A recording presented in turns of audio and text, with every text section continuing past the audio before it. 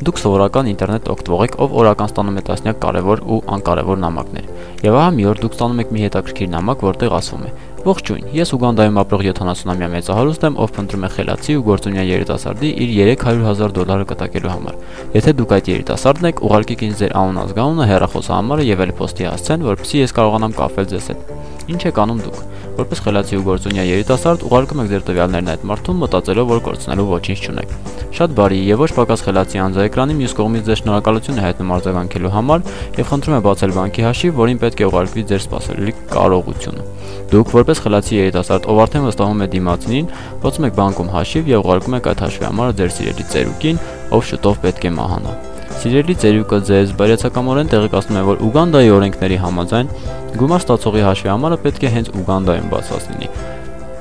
եւ սկզբնական ունենա $500 դեպոզիտ։ Ու ինքը ձեր փոխարեն ձեր անունով կբացի այդ հաշվի համարը, եթե դուք ուղարկեք ձեր անձնագրի պատճեն իրեն։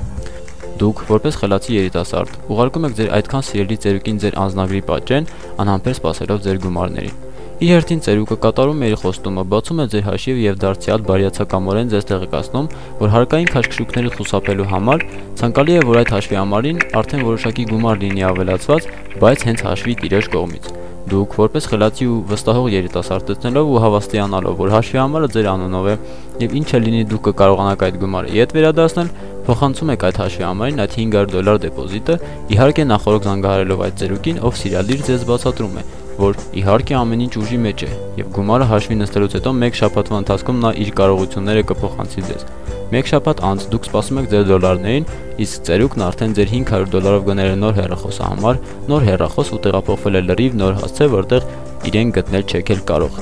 Եվ ինչքան էլ դուք լինեք խելացի, միևնույն է ձեր գումարը հետ բերել չեք կարող։ Ուստի մի հավատացեք ամեն մի անծանոթ միլիոնատիրոջ։ Ոչ ոք անծանոթ մարդու չի կտակի իր փողերը։ Մի ենթարկվեք ֆիշինգի, մի տրամադրեք ձեր գումարներն ու անձնական տվյալները երրորդ անձանց։